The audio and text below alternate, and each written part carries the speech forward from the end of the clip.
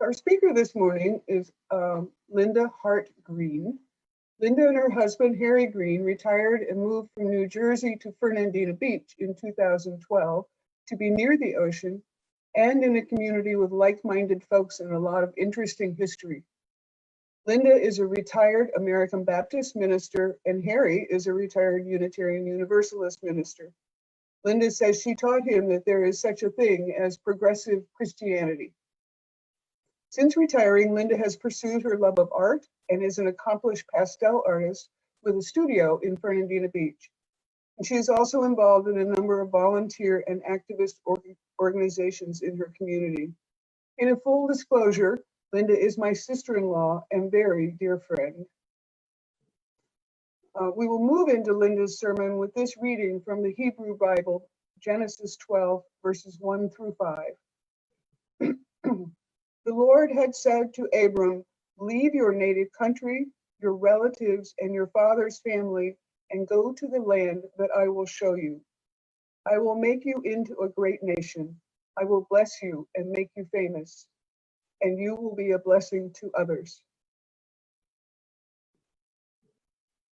I will bless those who bless you and curse those who treat you with contempt. All the families on earth will be blessed through you." So Abram departed as the Lord had instructed, and Lot went with him. Abram was 75 years old when he left Haran. He took his wife, Sarai, his nephew Lot, and all his wealth, his livestock, and all the people he had taken into his household in Haran, and headed for the land of Canaan. Now I'm going to vacate my seat, and Linda will be joining you.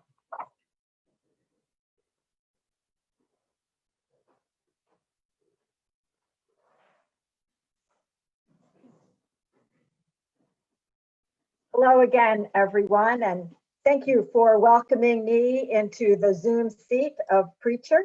And I thank my sister-in-law for providing this technology. The last time I preached for you, we recorded it prior in my backyard, and there were a few technical glitches.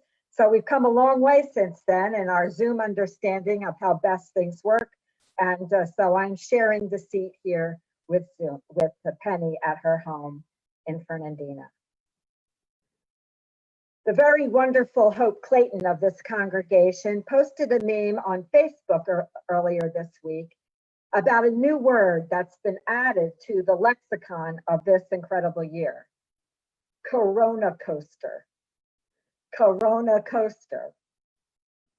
The word describes the ups and downs we feel each hour, day, week, and month as we negotiate this brave new world of the coronavirus. I don't know about you, but I don't really like roller coasters very much. My father liked to tell the story about how I dislocated several of his ribs when I was a child and insisted he go with me on an old wooden roller coaster on the boardwalk in Wildwood, New Jersey. The cars clickety-clacked up the big first hill, and everyone threw their arms in the air in anticipation of the ride down. As soon as the coaster accelerated on the downward slide, I brought my bony elbow down right into my father's side and dislocated some of his ribs. He spent the rest of the vacation with tape around his midsection. It's a very good thing I was daddy's girl, or he probably would have never forgiven me. As an adolescent, I would reluctantly go on roller coasters with my friends, and after we got off the ride, I would promptly throw up. I didn't want them to call me a chicken, but I really didn't like it very much. They stopped asking me to go with them on the roller coasters. That was a good plan. I like this Corona coaster much less than I liked roller coasters. So I'm going to reach into my own life experience, faith perspective, and share with you a few insights about riding this Corona coaster. I get insight and wisdom and strength from those who have faced uncharted territory before and lived to tell about it. Take, for instance, Catherine Blood Hoffman. I know about her because she's my dear friend's cousin, and also because I read about her in a book about women's suffrage. The book tells the story of women born before women had the vote who lived to vote for Hillary Clinton in 2016. Kitty, as she was called, was accepted to medical school in 1934 at Duke University. She really, really wanted to become a doctor, but she did not become one. Why? Because at the time, Duke required women to sign a pledge that they would not marry during their time at medical school, but they did not require the same pledge from men. Kitty decided to challenge this policy, and that put her in uncharted territory, and she lost. Undeterred, she got a master's of chemistry instead. Then she became faculty at Florida Women's College, which later became Florida State University, teaching there for over 40 years. She was a woman of science long before STEM was a curriculum option. As a student, faculty member, and dean and active alumni, she was involved in the life of that institution for 88 years. This last Friday, she was featured on the PBS NewsHour section in memoriam because she passed away from coronavirus at age 105. How can we navigate uncharted territory? Kitty would say, with dogged persistence. Dogged persistence and with a firm belief that no matter what, life is worth living.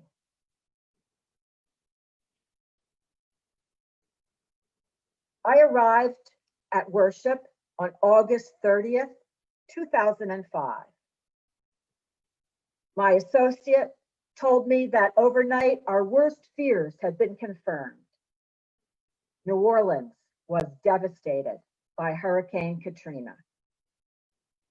The news showed horrific images of a flooded city with people on rooftops that had scrolled the word help in big letters. Armed guards were stationed at bridges and overpasses, and a sports stadium was turned into a holding area for the poorest of the poor. My congregation was a member of the Baptist Peace Fellowship, and we began an outreach to that city. A friend and colleague of mine was the executive director at the time, and she invited me to go with her on a visit to New Orleans several months after the storm to see how we could support other churches and pastors and what was needed the most. I will never forget the sea of blue tarps I could see over houses as the plane descended into New Orleans. And then, as I toured around the city, I saw boats in the streets, military troops in the downtown, and whole sections of the city laid waste. I was shocked that this was the United States. Those of us on the trip were invited to pair with a sister congregation. And that is how I met Pastor Floria Washington of the Miracle Faith Healing and Deliverance Temple. I thought she could use a sister. I gained much more from that partnership than I ever gave. Her church was in the 9th Ward. I asked to be partnered with her because she was the only Black woman in the program and because her area was hit hardest by the storm. You may remember hearing stories about what happened in the 9th Ward and how it became emblematic of all that was wrong with the recovery effort and with the city itself. If you'd like to know more about New Orleans at that time, all you have to do is ask Robert Prager or Monsell McPhillips of the Fernandina branch, because they worked there at the time and know these issues firsthand. Pastor Washington, I would soon come to learn, did not know the meaning of the words uncharted territory. Her faith was rock solid, and for her, God was in charge. The ramshackle building in which her church had met was completely gone, except for a few concrete steps. But Pastor Washington and those who remained from her flock made the remarkable commitment to stay in the Ninth Ward because that was where they were from and because that was where they felt they were most needed. Other congregations simply abandoned their properties. But Pastor Washington led her group into a vision that their church would rebuild stronger and better and bigger than before. So to that end, they purchased an abandoned Methodist church that had been damaged by the floodwater. They thought it might be easier to renovate an existing structure than rebuild completely, because at that time, building supplies were very expensive and in short supply. Oh, but when I saw the devastated building they purchased, my heart sank. Floodwater had ruined the building up to the 12-foot level. There were water stains on the walls and the ceilings and the wooden arches. And the purchase of the building had happened months after the storm, and every single piece of wiring and scrap and pipe had been stolen from the building. To me, it seemed like an impossible job. There weren't even any houses left in that immediate neighborhood. No gas stations, no grocery stores for miles. The fabric of that closely knit community had been shredded and left threadbare. Was this uncharted territory for Pastor Washington? If she thought so, she never let on. She dealt firmly, but fairly, with every politician and subcontractor. Fortunately, her husband was in the building trades and he volunteered to be the construction manager. She was the fundraiser, spokeswoman, and all-around fountain of inspiration during that renovation process. They envisioned a lively Sunday school, an affordable daycare, a food pantry for their neighbors. Fast forward just a few years. Imagine joy and pride and tears at being at the dedication of that new building. There were rows of well-scrubbed little boys in suits, little girls in fancy dresses with bows and beads in their hair. There were more rows of awkward teenagers, proud moms and dads, frail elders with beautiful corsages pinned to their dresses. White-gloved ushers took us to our seats. I was led to the front with embarrassment. I had done nothing to deserve being up there with Pastor Washington.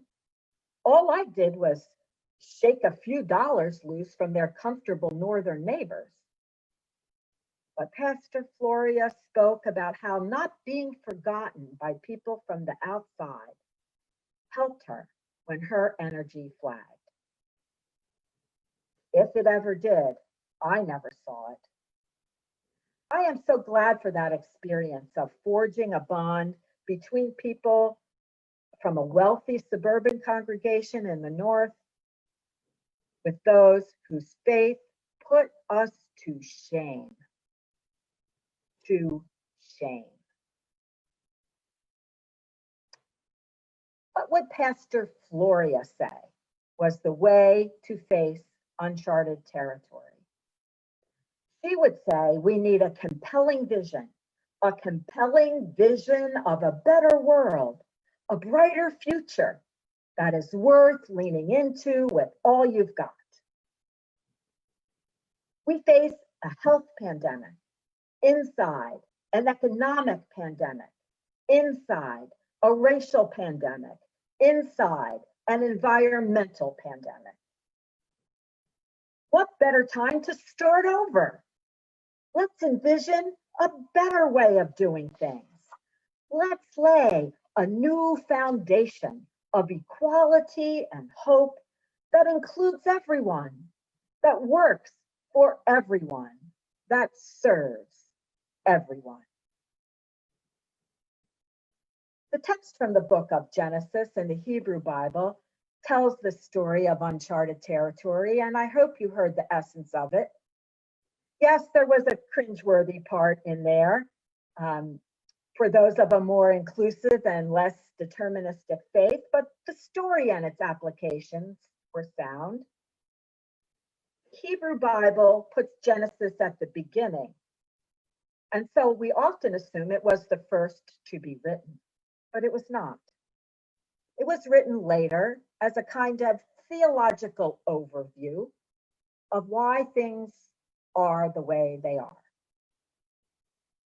So in that sense, it would seem like the story of Abram turned Abraham justifies the God-ordained existence of patriarchal culture and religion. That's a definite turn-off to the postmodern mind. Enter a completely new generation of womanist Hebrew scholars like Dr. Will Gaffney of the Bright Theological School of Texas Christian University. I was privileged to hear her lecture not long ago. Along with other scholars, she is undertaking a task almost as daunting as Abram's journey was. She is helping to write a gender expansive version of the Hebrew text in English. She believes, as I do, that gender matters to the hearers of sacred text, especially to those who are marginalized. As a scholar and a linguist, she can listen to the message in the original languages and bring that out. So in the story of Abram leaving behind all that was known and familiar, she hears that you and I can leave behind any interpretation of religious texts that have supported bondage instead of freedom. She asks us to consider that one purpose for this story is to serve for us as an example to all of us who in one way or another need to leave home or need to leave behind us that which is all too comfortable and familiar in order to find out who we are truly called to be. For us, that could mean a variety of things. Leaving behind the racism of our forebears, leaving behind prejudices about those of different sexual orientations and gender identities. You fill in the blank for yourself. In this text, she also hears an invitation to those of us who, let's just say, have a few years under our belts, like Abram did. It's an invitation that we are never too old to undertake a journey toward wholeness, to bravely leave behind that which will never be able to bless us. How does that sound to you? A little scary? Exciting but freeing? Daring? I would call it some sound advice for venturing into uncharted territory. The story of nomads turned nation is a long and convoluted one. There would be much war and wilderness wandering. So please don't hear me say in all of this that I'm trying to convince you that there's a pie in the sky answer and everything is going to be fine. We do not know that. I am saying we are not alone. We are not alone. Others have gone before and have made it through to tell the story. Others have white-knuckled their own ride on a version of a Corona coaster and came out stronger and more resilient. If they could do it, so can we. So can we. I had no idea. I had absolutely no idea that when I chose this topic for my sermon with you today, that I would personally be living a version of it. My husband, whose stole I am wearing, is an inpatient at the Brooks Rehabilitation Hospital, not far from your congregation's building. This hospitalization comes after several traumatic and terrifying weeks of serious illness from a non-traumatic brain injury. Our family is stressed and tested on this version of a Corona coaster, but we are united in our love and concern for Harry. At present, he doesn't want to be where he is. He doesn't understand why he has to be there. We are trusting in the expertise and experience of the staff at Brooks to help him and us come to a new place, a better place. Is it scary? Yes. Is it unnerving? Yes. Is it uncertain? Yes. But what is sustaining me is the love and support of family and friends who call and email and cook and offer rides. My friends, how do we get through uncharted territory? The answer is together. Together. That's how. Heroes and heroines, past and present, walk beside us. And while it's necessary to be apart in order to be together in this uncertain time, we can still be community in every way that truly matters. So let's incorporate Kitty's dogged persistence and optimism with Pastor Floria's unflagging commitment to the future and Dr. Gaffney's willingness to come at things from a different perspective. Let's incorporate those qualities into our personal toolkit for living in uncertain and perilous times. Let's be willing to come at things from a new direction in order to forge a more inclusive future. And lastly, let us, to the best of our abilities, support each other with care and concern in ways big and small, knowing in our bones that the way through is together. Blessed be. Amen.